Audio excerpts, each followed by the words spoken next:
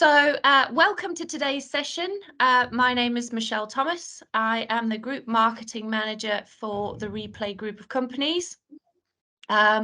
Today's session is on tennis court maintenance, and we will be led by Tim Brooks, who is our Client Manager at Replay Maintenance. If you have any questions, please feel free to drop them in the chat at any point during the session today. We'll then cover them at the Q&A session towards the end. I know some of you have already submitted questions. Thank you so much for that. But if you want to drop the chat in case you forget or anything, feel free to do that anytime during the session. If you can do me a favor and turn your mics on to mute as well for me, please. That will just stop the feedback that's coming through. If anyone's not sure how to do that, there should be a little microphone on the top right. If you just click that, that'll mute your microphone for you. Okay, we all ready? Right, Tim, I'll hand over to you. Good morning. Thank you very much, Michelle. Good morning, everybody. Thank you very much for attending today. We'll try and give you a bit of an overview on the general maintenance that we recommend, industry standards, LTA, and so on for your tennis courts. We'll go through a little bit around the types of courts that are available. It's not an extensive overview, where there's always variations, so it will be quite general. But if you do have any questions, as I say, please feel free to ask them at the end or make a note, type them out. We'll be happy to help. If it's something we're not sure on, I'm more than happy to go away and find out for you as well.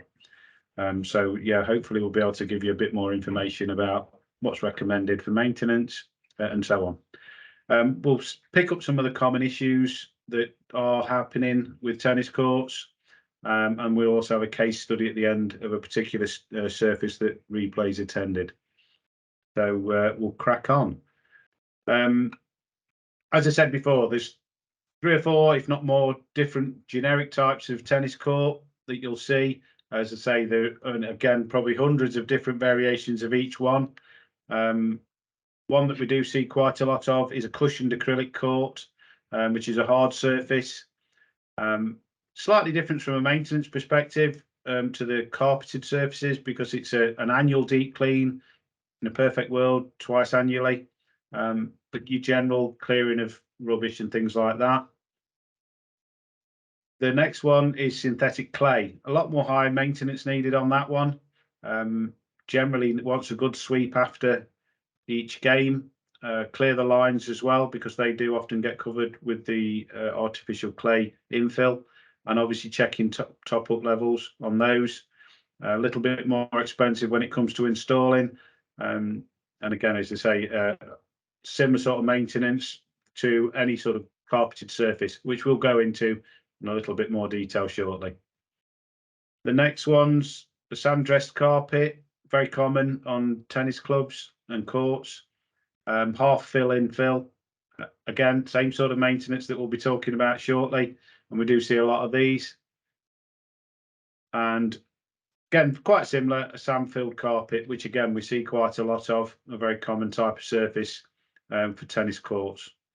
So they're just a generic guide. We do also see the macadam and hard courts. We won't be talking about those at all today. We have got a webinar that we did last month, I believe, Michelle, which you can obviously pick up on if you have got hard courts and want to sort of find out a little bit more about that. And by all means, contact Replay if you've got any questions or queries. Some of the common issues that you're probably already aware of, but we'll go through them anyway. And hopefully you can see this of a particular surface, 3 courts on there, sand-filled courts, which you can see the image is taken from Google Earth. Now we've highlighted particular areas for you. And we'll go through these one at a time, and I'll go into a little bit more detail for you as well. The perimeter maintenance. You don't get much footfall on a tennis court around that perimeter. You go up against the fence. Often you have kickboards. You may have the windbreaks. On this particular court, you can see there's quite a lot of fencing and hedges around it. Great for helping with the ball flight when playing tennis. However, as you can clearly see on this image, which is a great image really, you've got that shade. And in that shade where you're not getting the footfall, you get a bit of moisture on the court, and you've probably seen it on your own courts. A lot of moss starts to accumulate around those areas. We're getting to that time of year where moss does grow. It usually grows around twice a year. It has a bloom, and it can take 6 weeks to take hold. It's a very quick growing problem. And what happens is you get that shade around those areas. Moss doesn't like the agitation of play, so it starts to accumulate around those particular perimeter areas. So yeah, that's an area to keep an eye on. Area number 2 is the net line. Very similar problem. However, you're not getting as much shade there, but when you've got the problem of lack of footfall on that particular area, you might start and see a little bit of moss growing around the netline area and around your tennis posts. And also, for that matter, on this particular court, you can just see those dots on the surface. That'll be the floodlights. So obviously the images from Google Earth. So around those static areas where you're not getting that agitation of play, you'll start and see moss starting to come up. So it's areas to treat. The other area that is quite a high use area, so going from the low use to the high use, is your baseline. A lot of play centres around the baseline and in towards the service line on the court.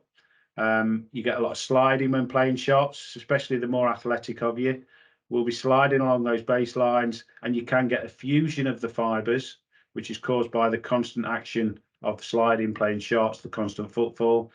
You might start to see water pooling in those areas, which is caused by compaction, and it's just that accumulation of footfall over a number of years. So that does cause an area for concern, and it's one that we concentrate on when we carry out our regular maintenance service visits. The last area that we're looking at as well, and again, this list isn't exhausted because again, they vary so much for different types of surfaces, but is in between the courts.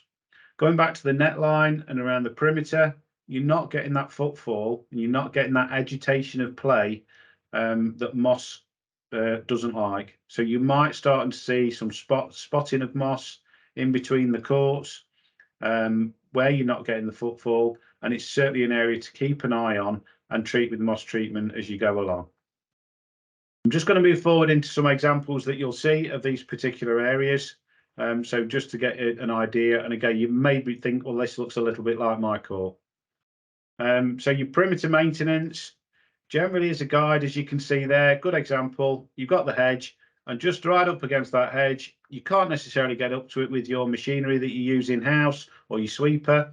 If you've got that sort of kit, it's also quite difficult from some maintenance perspectives. You get a lot of moss in those areas, you're not getting that footfall, you'll start to see bits like that appearing. Moving on to the next one, you can see on this particular court, not as well looked after as we would expect to see, especially around the autumn time. Get those leaves off the court, and I'll show you a little bit further on the next slide what the problem can be. As you can see, hopefully on the second picture, this was a big pile of leaves left on this surface, and what it does, it accumulates that atmospheric dust that you're seeing, and it gets all caught up in the leaves. You've all done it in the garden, maybe left the leaves a little bit too long, and there's a little bit of a sludge underneath it. That's what you'll start to see, and you want to reduce that as much as possible. The first picture on this is a particular site we went to, and the amount of bags of leaves we actually took off the surface. Now, this is again in your autumn time, but you still get a lot of blow on, drop on if you've got trees around the courts. So get those leaves off there on a regular basis, especially around the autumn time. It might be a daily job, but it does help to reduce any sort of capture of dust and elements like that, which again promote the growth of algae and moss. This again just shows the sort of problems we see on a regular basis, particularly around the perimeter of the court. There's not so much shade on this particular court, but you are getting that moss growth on the first picture. The second picture just shows you what condition it can get to with lack of use and lack of maintenance. So this is your worst case scenario. This one has got severe moss infestation. It don't mean the court's unusable. You wouldn't use it in that condition, of course.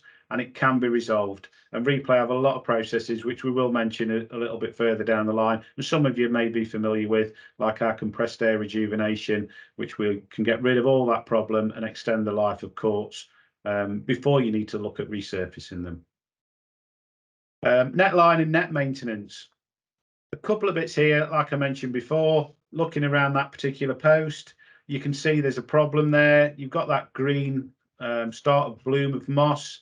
You can actually see on this particular photo something I haven't mentioned earlier, where what happens is the posts have been left tightened. So when people have finished their game, walk off the court, go shower, go in the clubhouse, etc., the posts are still tight from playing the game before. It's always wise to allow a bit of slack, so loosen the net. The reason we ask you to do that is because the net is very taut when it's tensioned to get to the correct height for playing tennis. If that's a constant pressure on those posts, they will start to pull in and potentially lift the socket. So what you can see on this particular picture is where the socket, the concrete block that's holding the post in and the post socket, can sometimes get drawn and lifted up. The post starts to lean a little bit. It can be fixed, but it can be quite costly. So it's always good practice to loosen the net after each game. The next person who comes to use it's probably going to reset it and check the levels anyway for it being suitable. But always good practice, loosen and slacken the net off, and you won't have any of these sort of problems. Again, around the net, take the net down if you can, take it off, get some cleaning up of that moss, get some treatment on it.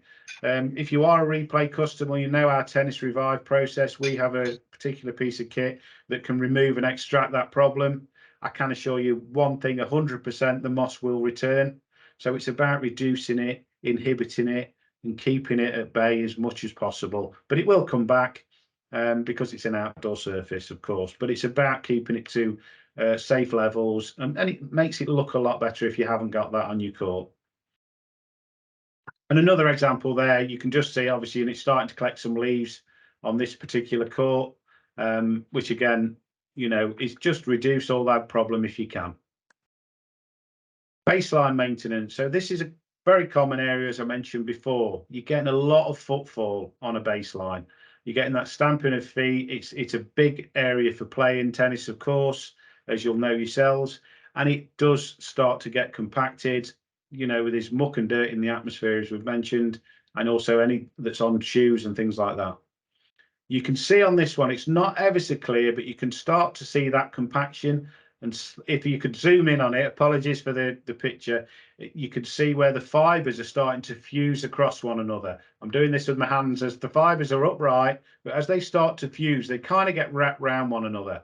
And you might see that it almost looks, if you could look across with your face flat to the surface, there's an indentation where where that footfall is. It's not necessarily 99% of the time, it's not an issue. It's just the fibres starting to mat together a little bit. Again, we've got processes that can resolve that problem. And it's an area when you do your in-house maintenance to maybe spend a little bit more time on to open up the fibres again and bring them back to upright. I think we've got another image of that. So you can see probably more clearly here and on that baseline, and potentially sort of going into the service line a little bit, where you're getting that sort of contamination, that problem of compaction. And you might, on this court, after heavy rain, see a bit of pooling around that baseline as well. So again, keep an eye on those particular areas. This next one again shows, again, further example where you've got that problem of a baseline, it's holding water. When a court starts to hold water more than it would naturally, so it's taking a lot longer to drain than usual, that's generally a problem within the carpet drainage. And this is what we're seeing here. You can see that sort of dirty ring around where the water's been pooling. So this, again, a common area for the need of ongoing maintenance and specialist maintenance support if it's starting to become a problem. This is another example of an issue with a baseline. This court is quite heavily used, and this is something quite a lot older court. So this court's probably around 20 years old. Now, this has had a lot of play, and it's towards the end of its life. We do have issues that where courts are, this is a problem where it could be a trip hazard where it's starting to fret on that particular line. The big challenge with tennis court repairs is the fact that the carpet, over the course of the 20 years it's been on the ground, has started to wear. So the fibres may have started at, I don't know, let's say, for example, 12 millimeters. This one's probably down to maybe 3 millimeters. You can't get new carpet to that level. So putting a patch in is going to cause a problem for players, fly to the ball if it hits an edge and things like that. So this court really should need serious consideration for being resurfaced. It's one you can monitor. You can top up those sort of gaps and try and fill it with infill and keep an eye on it, but it's certainly something that you should monitor, and the owners of this court should consider looking at a new surface, because that's the almost the stitching you can see on the back of the carpet on that particular one. Just bear with me, I'll just have a slurp of coffee, thank you. So your non-playing area maintenance, again, in between the courts, as you can see, this is a very good example. The court looks quite green and quite clean, if you like, to the left-hand side of this particular court, and to the right-hand side. Down the middle, you're getting limited footfall. Like we've said, moss don't like that agitation. So it's an area to treat, get some moss treatment on it. You can spend more time on those particular areas to try and extract it. Just on a side to that, with moss treatment, if you treat a surface with something shop bought, follow the instructions. If you're unsure, check the instructions on the box or the packet, and try it in a bit of non-playing area. So in the corner of the court, give it a couple of weeks just to see what happens. You don't want anything too aggressive, too caustic, and just be aware of, if you are treating larger areas like in between the courts and around the perimeters, that who's going to be going onto that surface afterwards. We have to be very careful for licenses and things like that at replay. So obviously you're going to know when those courts are suitable to be able to put something down and to help, you know, reduce your moss, etc. Give it a couple of weeks. When it turns to this sort of brown colour you can see now, or a black colour, it's a lot easier to remove from the surface if you need to, for that matter. But yeah, get some treatment on there and get it lifted off. Some of the kit you can use in-house. One of the more popular items that we do see a lot of is the Aussie Clean Sweep. For tennis courts, things like that, you can do a tennis court in 10-15 minutes, walking up and down with that. It clears all the leaves off, the top of the debris, agitates the surface, as we mentioned before. A lot more practical potentially than the leaf blower that you can see there, because a leaf blower is fine if the weather's fine. If it's a bit windy and you're chasing leaves around a court, you're probably going to get more exercise than you would playing 5 sets of tennis. So whichever you prefer, it's entirely up to you. And then if you've got quite big areas needing the moss treatment, get yourself a backpack pressure sprayer, get around those perimeters, in between the courts, along the net lines, give it a couple of weeks, and again, have a go at getting that stuff off for you. But just as I say, always be cautious on anything too abrasive or too aggressive to your courts. That's a little bit about the stuff you can do in-house. I'll come to it again. The in-house maintenance is there for a weekly basis, and obviously Replay can help with the specialist stuff. It is a two-pronged attack. What you do in-house supports what Replay do, and Replay supports what you do in-house. So it's very important, and you can see examples of recommended stuff on the LTA website, as well as SAPCA and the GMA website. Coming to a case study now, it's a tennis court that we did. We were approached to help with. It's a private tennis court, and I'll show you the first pictures just so you can see the condition it was in from day one. We've mentioned a lot in this presentation, moss. Huge issue with any artificial surface. Tennis courts are no different. With a private tennis court, this gentleman had inherited the court by purchasing the property. It hadn't been looked after in any way, shape or form, and you can clearly see the problem. They tried to jet wash the surface in an area. It's not recommended to jet wash an artificial surface. You're pushing the dirt further into the carpet, and it doesn't have anywhere to go. I'm sure maybe some of you have tried to jet wash or jet washed a patio, and the water cleans the patio, but the water lifts and sits on top of the surface. You then need to be following it to brush it off the surface to get rid of that muck and dirt. Otherwise, it just dissipates and you leave that muck behind. It's not quite the same type of surface, as I'm sure you'll be aware, on a carpeted tennis court. So it's not ideal to jet wash it. What we tend to do is we'll carry out what we call a renovate process, which is a heavy duty brush driven process, which I think you can see a bit of on here. Yeah, so this is where it's lifting that top level moss, getting rid of that level problem that sits on top of the surface. Now that's getting rid of the initial part of it. So it's almost peeling the top layers off, and that's going into the skip, which you can see there's quite a lot of that on there. And then the next process, which some of you may be aware of, and again, refer back to the Lawn Tennis Association, we do a compressed air rejuvenation, which I'll move on to the next slide.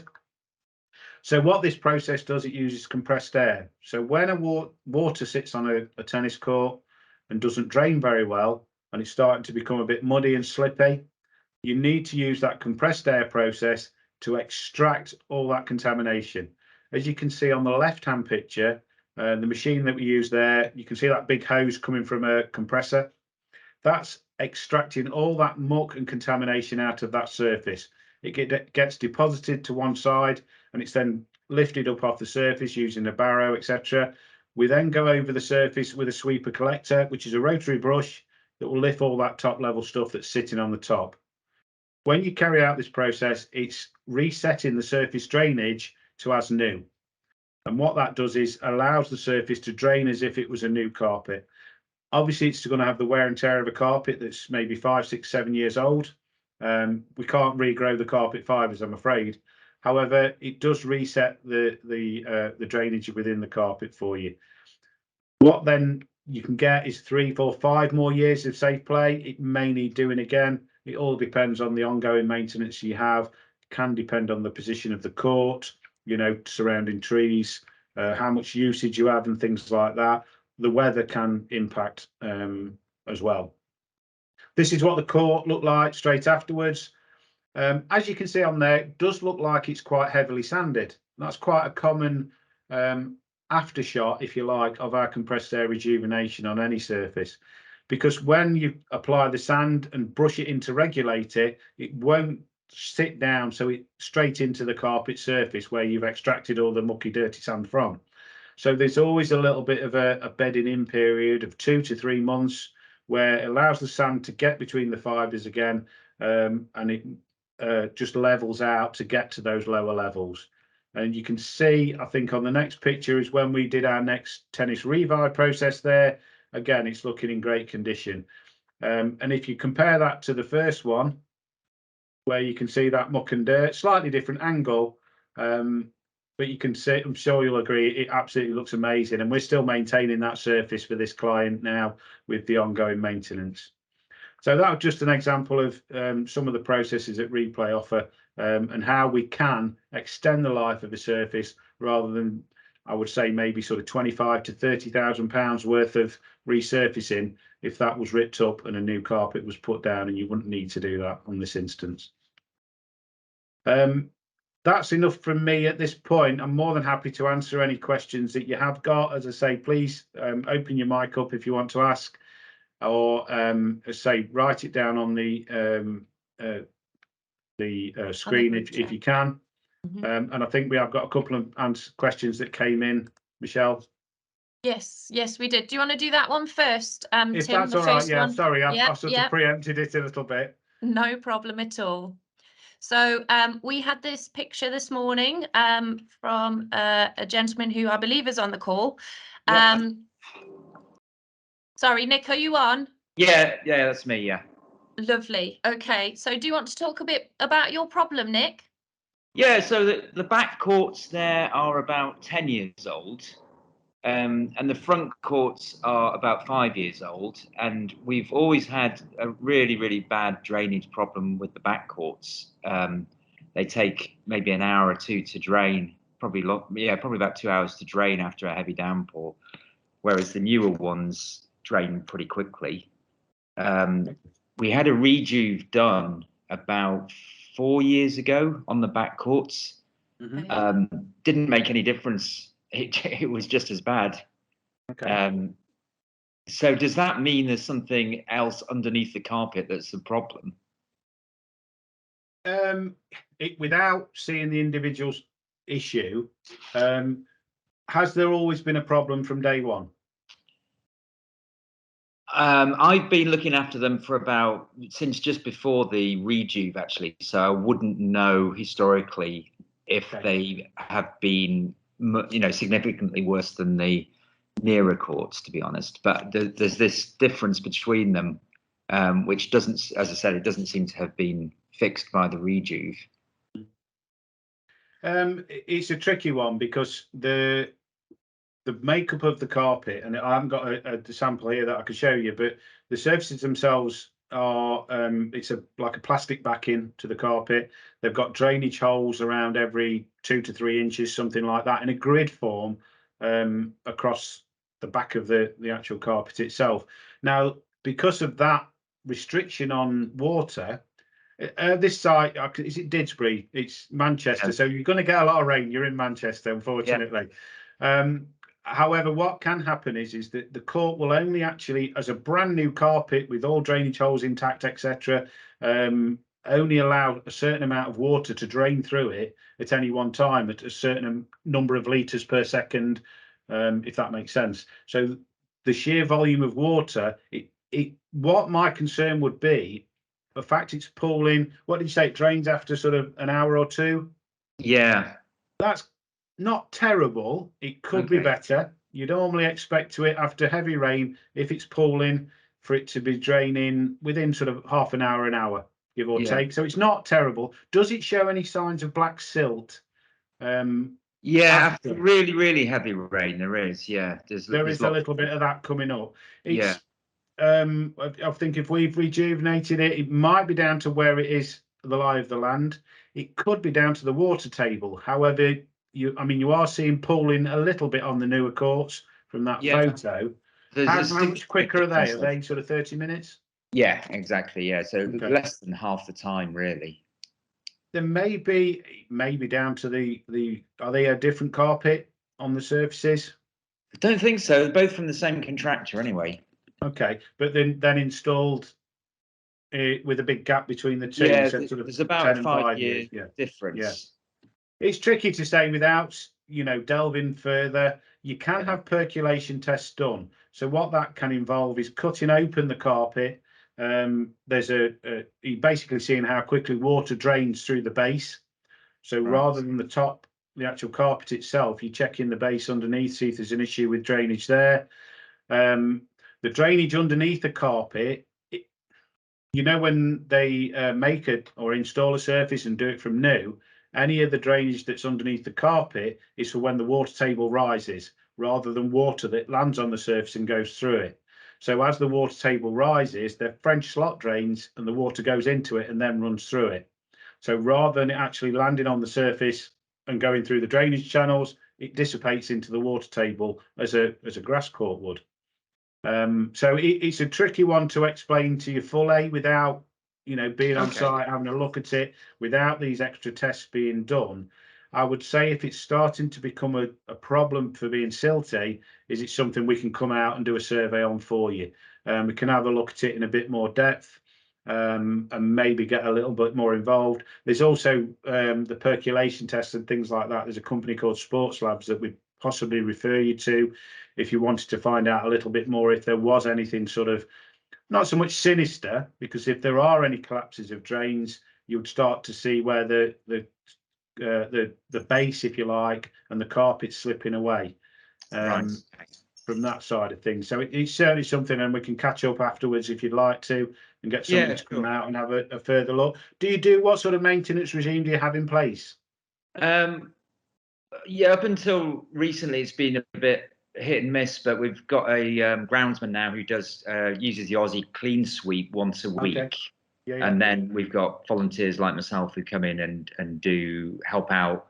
In the autumn, we're on the leaf blower pretty much every day, getting rid of leaves. So we're pretty much on top of it now. But those particular courts at the back, it's probably the first 5 years of their lifetime. they weren't looked after brilliantly, I don't think. That could be part of the problem a little bit. I know I'm vaguely familiar with the site. I think there's quite a few trees around the area, Yeah. and it's kind of, is it slightly lower than the sort of surrounding land as well, a little bit? Yeah, there's some higher gardens around, yeah. Yeah, so you might get a bit of wash on from the gardens. I can see there's quite a big wall, so I'd imagine, going back to the presentation, there's a bit of a moss issue in that particular area. We'd recommend that the surface is decompacted. We have another process that works on those net lines around the perimeters, etc., which we renovate those as part of a standard maintenance visit. We know there's specialist types of maintenance that's needed for a tennis court compared to any other surface. So we do have a specialist revive process. So that may be worth considering, because that will help to improve it. And I appreciate sometimes it's down to budgets and things like that. But the Aussie Clean Sweep's great for getting the tuck off the problem off the top, as well as your leaf blower and moss treatments. It's getting down to those lower levels of cleaning that infill and decompacting it, etc., because it does look a little bit like your sort of high use areas are a little bit wet as well. Yeah. On there. But yeah, by all means, drop us an email. We'll get somebody to come out and have a look. We can do a survey. It might be that the renovate or the you might be ready for rejuvenation, because you know, every sort of 3 to 5 years it's recommended. It depends, like we said, on what your ongoing maintenance regime is. Sure. Okay. As I say, sorry I can't answer fully the question. okay. It is quite a tricky one, but thank you very much for asking it. Thanks. Tim, we've got a question from John. Yeah. When sure. do you consider a Sandress carpet court surface irretrievable in terms of cleaning and rejuvenating it, other than when it has rips in it? I think certainly, definitely with the rips in it, something like that, you know, that would be a concern. They can be addressed, they can be looked at. It depends on the carpet fibre height and what the original pile was. So from that point of view, we've rejuvenated sites that have been, like we showed you in the case study, covered in moss. We've also been to sites that were installed in 1999. So, you know, 25 plus years old. It's difficult because we would want to see photos. We do a free site survey, so we're happy to come out, have a look at the survey, and we can say, look, yeah, you can get another 3 to 5 plus years out of this. And the reason I'm cautious about 3 to 5 plus years after rejuvenation is because we've had sites come back to us having had a previous rejuvenation 8 years ago and had ongoing maintenance, and they need another one, and it's lasted 8 years. We've had more, we've had further than that, but we've had other sites. For example, the one on the screen at the moment, we rejuvenated that 4 years ago, but I think, again, COVID and what have you, they didn't go on with an ongoing specialist maintenance regime. So it may require that again. And again, we always go out and survey to assess. So yeah, if the carpet is getting worn, seams are starting to open, where it's becoming a hazard, so you know, your fibres are getting down to that photograph we saw earlier, which I'll try and find for you, where we've got the it's so worn that you're starting to see an issue. That one, again, you know, if it's starting to look like that, your carpet's getting quite heavily worn. So we'd judge each one by its merits, and you know, if we can't do the process, or it's not going to get you those 3 to 5 plus years that we expect or more, you know, we'd recommend that you look at resurfacing it. Yeah. Hopefully and also something that might be helpful for you, John, is our June session is on when to resurface. So things to look out for. Good So if you'd like to attend that, just book in the usual way, and we'll be going over things like that. Okay, next question, Tim, is from Gordon. Which moss killer do you recommend? We use a product called Algon. We have to be, as I said before, we have to be very careful, because we use it on all artificial surfaces that we maintain. We can go to a school site and then leave site, drive up the driveway, and 100 kids are on there putting the grubby hands all over the product. So we have to have something that's safe to use. I would also advise that anything that you do apply, again, just check the instructions, but also weather-wise, if it's really hot, don't put it on. It's just going to evaporate before it's had chance to take hold. Or if it's raining or looking like rain on your weather forecast, you're just going to dilute it too much, and it's not going to have the effect that you want it to. But we use a product called Algon, just for the record. There are other products available as well, of course. Okay, let me just see. Another question. Sorry, I've got quite a few here. From Andrew. Should courts be flat or have a gradient so water drains off the playing surface?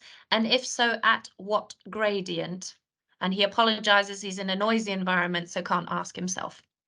That's not a problem at all. I would say it varies. It depends on the age of the court, the type of court that we're talking about. Generally, they tend to be a bit flat. It can sometimes be down to the lie of the land. As I mentioned to you before, the courts are designed to be porous, so the water comes through it. So if you had the need and wanted to, if you lift the carpet up in the corner, you'll see the backing holes in a grid fashion that I mentioned. Often artificial carpeted courts can be laid on top of a macadam court, an old macadam court, which they may or may not have been porous in a previous life. So generally, as a guide, they tend to be flat. The water drains through them. However, some courts, and again, more the harder courts, are a non-porous material on top. So you get a non-porous acrylic court. They may need drainage that will be around the edges, and you'll see those eco drains that you'll see around the side. So they can have a bit of a camber on because they're a non-porous construction, but generally they tend to be a flat surface. That's not to say undulations might not appear from tree roots and things like that. Okay. Question from Duncan. How much sand approximately should be added per year? It all depends on the type of surface, and again, please drop us a line and let us know, because we can come out, check your sand levels and advise further on that. A general guide to a sand-filled court, 3 tons is probably what you would apply after a rejuvenation per court. However, just a sort of bit of background on that. For example, in the picture you can see on the screen, this court ain't going to take 3 tons of sand if it was rejuvenated, even though we wouldn't do that on this particular court. It depends on the carpet fibre height, how much sand's there originally, and so on. So, you know, 1/2 ton per court annually as a rough guide, but always check your levels and measure it. What happens with a court is over the course of time, that's its original 20 mil, say, fibre height. In 10 years' time, it may be down to 10 mil. So your sand level starting there on a sand-filled surface, and the carpet wears down, you may have too much sand in it. So we have been in instances where we've had to take sand off a court. So unfortunately, I can only give a general guide, and we'll be happy to have a look at courts and check infill levels for you if you need it. Okay. There was a second part to that question. Sorry. Oh, sorry. Yeah. Does sanding help keep ball bounce regular? The short answer is yes, it can do. It depends how much you're putting on. You can have sort of flat spots on a court where it may need some infill. It's a tricky one because sometimes it may be something underneath the court. But yeah, topping up those high use areas where it may be a little bit low. What I would say is not to put sand, clean new sand, and the silica kiln dried sports sand onto a court, not just any old sand for the record, if it's dirty. So you'd need to have some sort of process to clean the current infill. Otherwise, you're creating a layer of sand, dirt, sand, and that's when you start to see problems and things like that. So clean your surface, put the sand on it. It will improve play because it can firm the surface up depending on the amount of sand you put on, and how you do that as well. So yes, it can. Yeah. And just in case you're not a Replay customer, if we do a survey, we do a visual inspection on 4 different elements. So we do the construction, so we do seams, inlaid lines, we do the fibre and the infill, we do the contamination, and then we do other accessories such as kind of matting, signage, things like that. So, and then you'll get a full report on how we think each of those will do a RAG rating, so red, amber, green, just so you know, and it's up to you how you action it going forward, but we do that as part of our free survey. Okay, so moving on, another question from John. Can a recently laid carpet be removed from one site and relaid at another if necessary?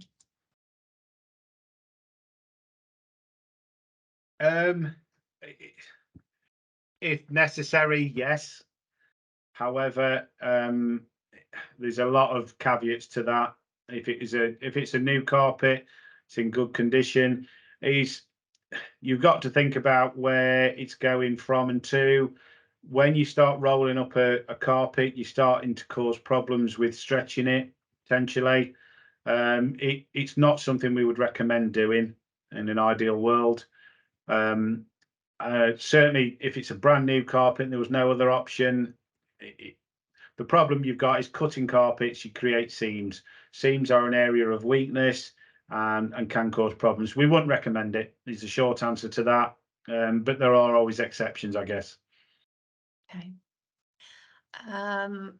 Okay, we've got some questions that have submitted. People sadly couldn't attend today. This is from Andrew. Their main issue is controlling the buildup of moss on our all-weather courts. We mainly spray with a liquid moss killer and then use a motorized brush machine 2 weeks later. Regular drag brushing after every use. How often is it recommended to completely rejuvenate these courts? As I mentioned before, it varies depending on what the surface condition is now currently, what the maintenance regime is. Based on that information, and again, I'll refer back to the LTA website. They recommend a rejuvenation done probably every 5 to 6 years. So as a guide, that's what you'd be looking at. It can be extended with ongoing maintenance or can be reduced with lack of maintenance, you know. And as I mentioned before, it depends on your surrounding areas. Like we saw at Didsbury, we've got a slightly lower surface with surrounding trees and walls, more shade, etc. So yeah, as a guide, every 5 to 6 years. Okay. And then one more. I think we may have covered part of this today, but we'll ask the question anyway. Our 4 courts after inclement weather dry out reasonably well, but each court is left with damp patches which take longer to dry. One in particular is slippery and unplayable until the damp patch of 2 square meters has fully dried out. Is it the drainage under the carpet or something lacking on top of the carpet? It's the 99% of the time, plus more, is as we alluded to before, it's the drainage within that carpet system. Just to give you a bit of background on the carpet itself is like my fingers with fibres. The grains of sand sit between those fibres, supporting them, prolonging the life of the carpet. The grains of sand are spherical in shape. So one of my favourite terms is you imagine golf balls in a glass jar. You tip water in that jar, it goes straight to the bottom of it. What happens over a period of time, the gaps between those grains of sand gets clogged up with the atmospheric muck, dirt, etc., off people's shoes and so on, and it causes what we call a cap. And what you're seeing on your court there is a cap on that particular surface. So what's happened is the contamination has closed up and stopped the water draining through those drainage holes that we've mentioned before and off into the water table. So assuming there's no big dips and undulations in that surface that tell you that there's a problem with the drainage, the problem's in the top of the carpet. I'm going to hazard a guess that this problem area is probably in a high use area, so around the service line or around the baseline in that particular area. I could be wrong, but that's generally where we start to see that problem, or around a perimeter where, you know, it's not getting the footfall and it gets clogged up quite quickly. So what we would do is, yeah, you probably do a survey. It may need a renovate just to get rid of the thick of the stuff and some new sand in. So clean before we put the sand in, or the compressed air process if there's a further problem further afield. If it's becoming slippery, you're doing the right thing. Don't use the court. you know, somebody's going to hurt themselves. Just to give you a bit of some interesting stats, if you like, as well. We've seen one of the driest Februaries in the last 30 years, which great for playing tennis on early and before, you know, even though it's a little bit colder. But then we've gone into March, which has been the wettest in the last 40 years. We had about, I think, just from my notes, apologies, 120 mil of rain across England. So, you know, that does cause additional problems because the drier, you're getting more dust in the atmosphere. The wetter, that dust gets pushed down into the carpet. So, you know, yeah, I think you'd benefit from a site survey to look into that one a little bit deeper, please. Yeah. Okay. Does anyone have any further questions? Obviously, you can pick up with Tim separately. If it's something you'd wish to discuss separately with Tim, feel free to contact him. His email address is tim.brooks, no E on the Brooks, at replaymaintenance.co.uk. Or myself, if you want a recording of today's session, is michelle.thomas at replaymaintenance.co.uk. Just so you know, the next sessions for May is equipment and line marking, and June is when to resurface. So if you'd like to book on any of the sessions, all of our sessions listed will be on ticketsource.co.uk/replay-maintenance. So they're right up to the end of the year. So you can have a look, book onto any of those. Again, if you want multiple people to attend, that's absolutely no problem at all. Just book them on in the usual way. Please just leave their email address because those are the addresses that I send joining instructions to. So, Michelle, could yes. I ask a question, please? Of course you can. To Tim, it's just we've just had a rejuvenation done, Okay. and we had it's about the third one we've had done, and they've all been really good. But we've had a few problems after this one, which we're in the Okay. process of trying to sort with yourselves. Yeah. But the question I was asked by one of our members is, after the courts experience heavy rain and we've had sort of puddles forming, and we get the silt left on the top, is it feasible to remove that silt with something like some sort of vacuum process? And is that going to damage the court or not? And that's what I was asked. I thought I'd just pass that on. I wouldn't I'll use pass a that Dyson. on to Tim. I wouldn't, as I said, I wouldn't use a Dyson, certainly.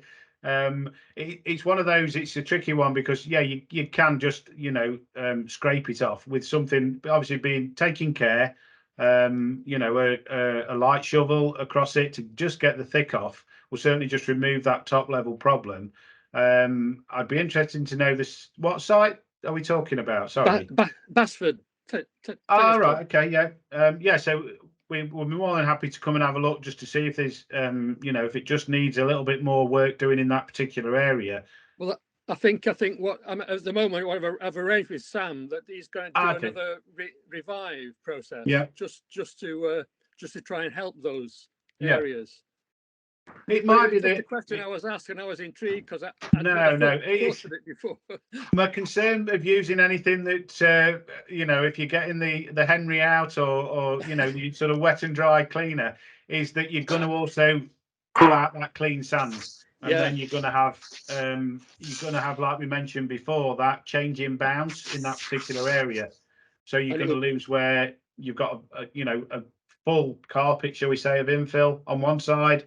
Your Dysoned area in the middle where it's got no infill, and it may even create like an undulation. So I wouldn't recommend that at all. Yeah. But what I would suggest is that potentially it might be just down to the fact of the sheer volume, like I mentioned before. You know, March 120 mil of rain. It will, I'm sure you've had plenty of that as well there. Yeah, we have. So you know, it might be just that sort of residual problem just coming back up, and it just needing a bit of extra attention on that particular area. What was the weather like when we carried out the rejuvenation? Was it a bit? It wasn't brilliant. So I think you had issues sort of trying to get it in. So yeah. That can be a challenge, and it, you know, I think the lads do the best, you know, with in that environment, but sometimes areas may just need that extra little bit of help as well. Yeah, but we're always happy to look at these things as well. But yeah, right, I wouldn't recommend it because, as I say, and I've is it the Billy Goat that's been used? I've seen that's more of a industrial type vacuum cleaner for collecting leaves and things like that. Again, it can draw up a lot of the infill that you do need to keep in that, and the clean fresh infill as well. So short answer, no. Thank you very much for the question. Okay. Tim, could I ask a question, please? Yes, please. Of course. Well, there's two questions. One is going back to the moss problems. Once you've killed it, what is the most effective way of getting rid of the black debris that's then sitting in the fibres? Because I've tried cleaning it out. I've used a power brush to try and brush it out, but you're still left with black areas. Yeah, that's true. I mean, the only effective way is potentially the rejuvenation, because it uses compressed air within a plenum system on the machinery, that it creates that extraction of all the contamination. So you're getting down to that lower level problem, and I'm getting rid of that dirty sand. From an in-house perspective, it's tricky because you're getting that. Do you give it a couple of weeks before you go back in and Yes. try and get it up? Yeah. There's we use a Kanga machine, which is again quite heavy duty stuff around those perimeters.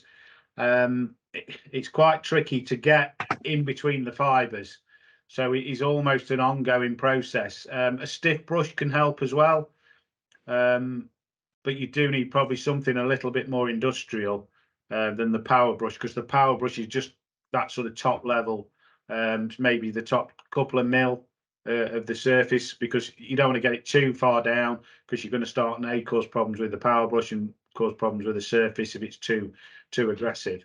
So yeah, it's a tricky one. It's one of those where, as I say, you might need something a little bit more specialist to get rid of that problem sort of further down.